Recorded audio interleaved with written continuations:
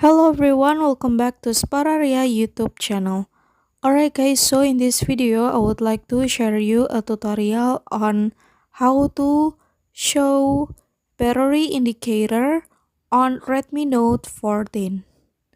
Alright guys, so if you are often confused about the remaining battery on your cell phone, then it is possible that you have not activated your cell phone's battery indicator.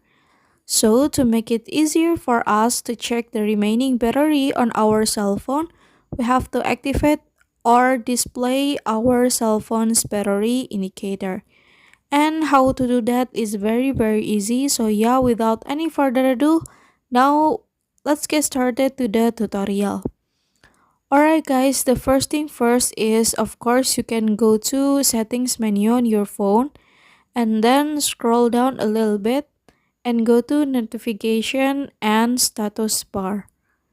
Now you can scroll down a little bit and then on the battery indicator menu, you can show the percentage.